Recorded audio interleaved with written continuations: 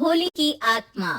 बचपन से शहर में रहने वाला मनोज इस साल होली की छुट्टियों में अपने गांव दुर्गापुर वापस आता है, जहां उसे देख पूरा गांव खुशी से झूम उठता है।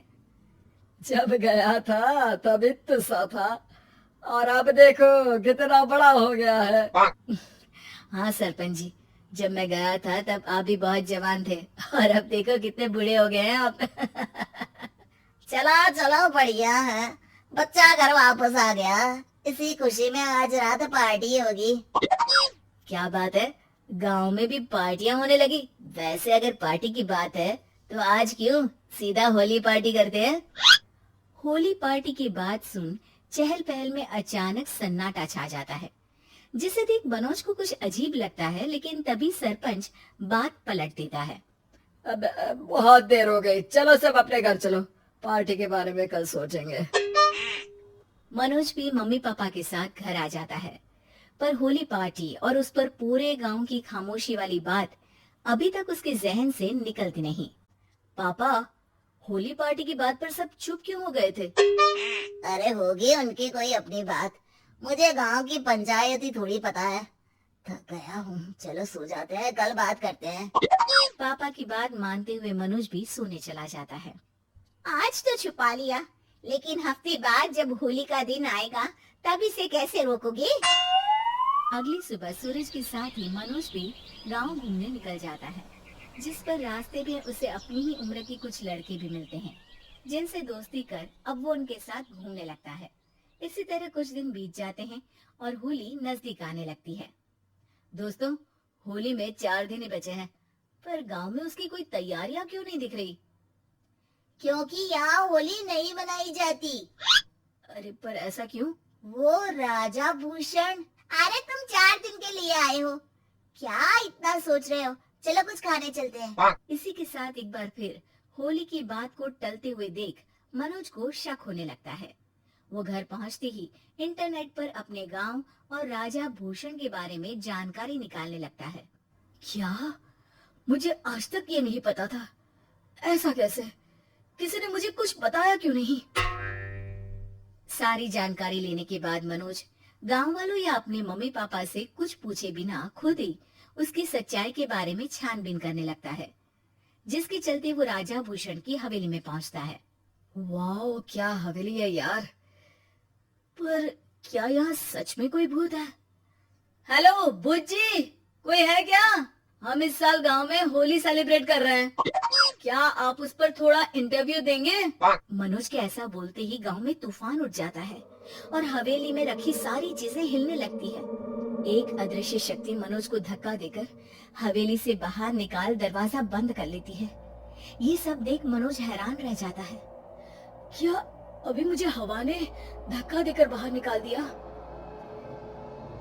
मेरे होते हुए इस गांव में कभी होली नहीं मन सकती, इसलिए दोबारा ऐसी कोशिश भी मत करना, अंजाम बुरा होगा। आवाज सुन मनोज हैरानी से इधर उधर देखने लगता है, पर उसे कोई दिखाई नहीं देता। वो गांव वापस आ जाता है, जहां तूफान की वजह से सब कुछ तहस महस हो चुका होता है। आखिर ये तूफान आया कैसे? ना ऐसा कोई मौसम था और ना ही हमने होली का त्योहार मनाने की बात की थी। सरपंच की बात पर कोई रिएक्शन दिए बिना मनोज चुपचाप अपने घर चला जाता है। इस तरह देखते ही देखते होली का दिन भी आ जाता है और मनोज रंग लेकर गांव में निकल जाता है, लेकिन गांव पूरी तरह खाली होता है। अरे त्योहार का दिन है, धूमधाम की जगह मातम क्यों मनाया हुआ है? मनोज की आवाज सुन सब अपने घर की खिड़कियां खोल के घर के अंदर से ही उसे वापस जाने के लिए कहने लगते हैं, पर वो किसी की नहीं सुनता। तुझे पहले भी समझाया था, अगर होली खेलने की कोशिश भी की तो अच्छा नहीं होगा। अरे बात मान लो बेटा, तुम्हें सच नहीं पता। मुझे सब पता है। सालों पहले इस राजा ने एक अंधविश्वास फैलाया और आप लोग आज तक उसे मानते आ रहे हो। अरे बेटा, जब तुम पैदा भी नहीं हुए थे उससे भी बहुत पहले से इस गांव पर होली का श्राप है।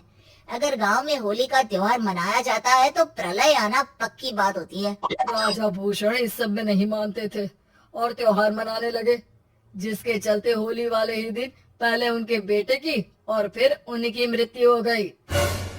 तभी से गांव की रक्षा के लिए उनकी आत्मा उस हवेली में रह रही है। सबकी बातें सुन मनोज उलझन में पड़ जाता है।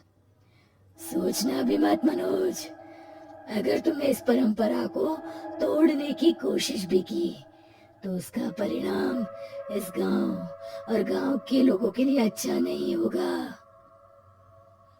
मुझे भी यकीन नहीं हो रहा कि आप लोग एक बेतुकी बात को मानकर सालों से रंगों के त्योहार को मातम की तरह मनाते आ रहे हो।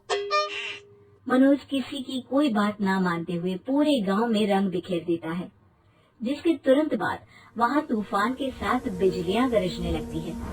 अचानक मौसम में ऐसा बदलाव देख जहां मनोज कंफ्यूजन में आ जाता है, वहीं गांव वाले डर से सहम जाते हैं।